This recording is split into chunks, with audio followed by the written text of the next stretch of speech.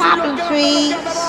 Ridicache, Thierry du Val-d'Estia, Ridicache, Franck Diva, Maraja deuxième, Maraja qui revient sur Ridicache, Maraja les deux favoris, Ridicache, Ipiti Foura, Ridicache, Franck Diva, Thierry du Val-d'Estia, Maraja est deuxième, Olga Bilouet c'est troisième, Olivier Garcia quatrième, Quater Jetty cinquième.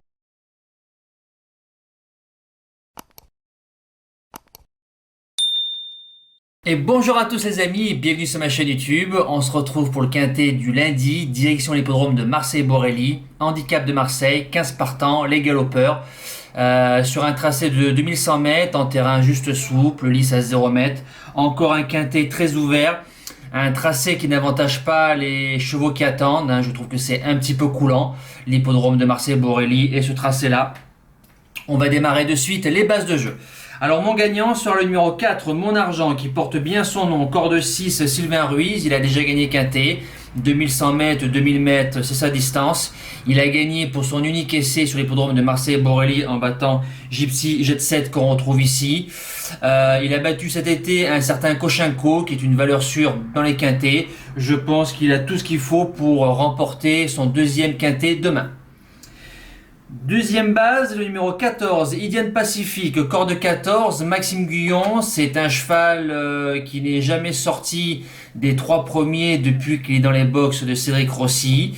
Il a battu à Marseille-Borelli Champ de Mars, qui a fait une belle valeur pour son unique essai dans un quintet à Fontainebleau. L'impression visuelle a été formidable. A ensuite battu un certain Air to the Throne qui est aussi une valeur sûre dans les quintets. Corde 14, c'est la seule contre-indication à son sujet. Si Maxime Guyon s'en sort bien, il bouge pas du quintet. Le challenger, le numéro 12, Champ de Mars, c'est la note à Fontainebleau, derrière la Roselière. Si le jockey a le jour un petit peu avant, je pense qu'il nettoie le lot. Il a 2 sur 2 sur l'hippodrome de Borelli.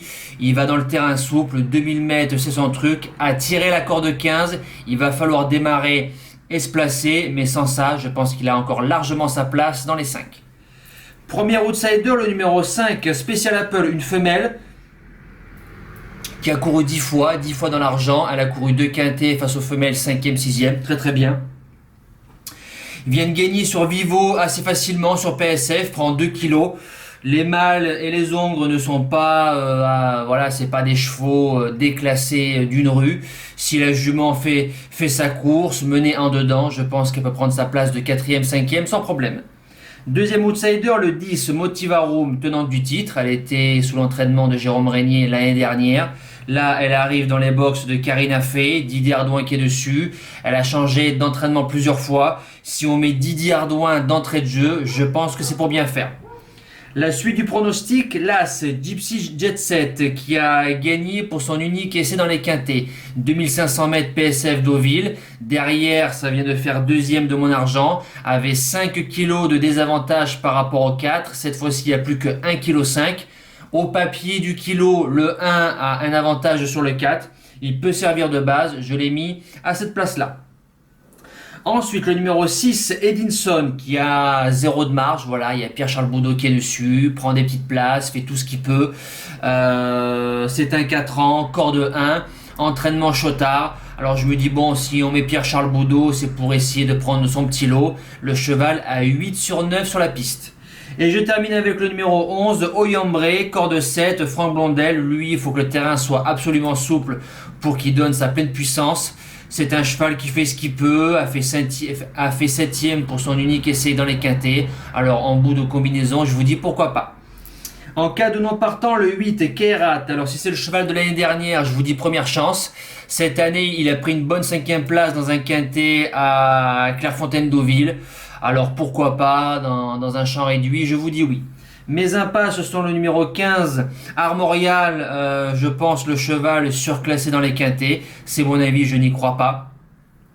Et le numéro 9, Karma Seeker. Karma Seeker a fait, si je dis pas de bêtises, a fait 7e d'un quintet au mois de juillet à Longchamp.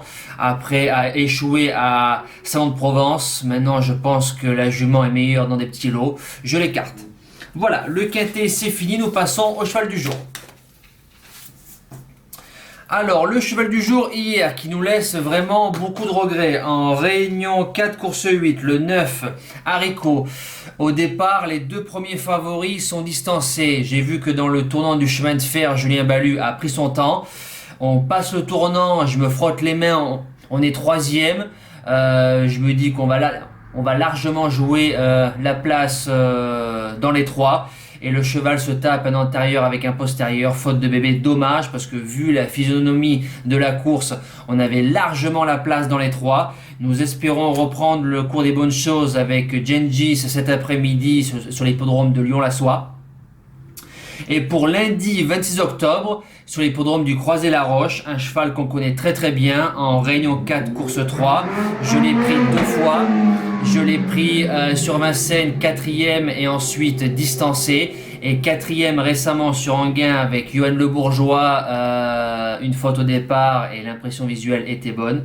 Ce sera le numéro 2, Galant Gala. 5 gagnants, 20 placés. On le redéfaire des 4. Un tracé à l'Autostar 2700 mètres qui va l'avantager pour démarrer. C'est le plus riche de la course.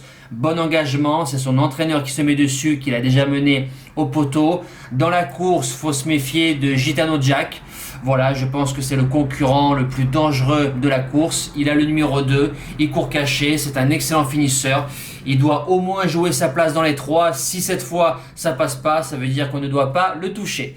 Voilà, nous les amis, on se donne rendez-vous ce soir pour la présentation du meeting d'hiver. Je vous souhaite encore un bon dimanche et un bon début de semaine. Merci à tous, ciao! Tell me pretty lies, look me in the face. Tell me that you love me, even if it's fake.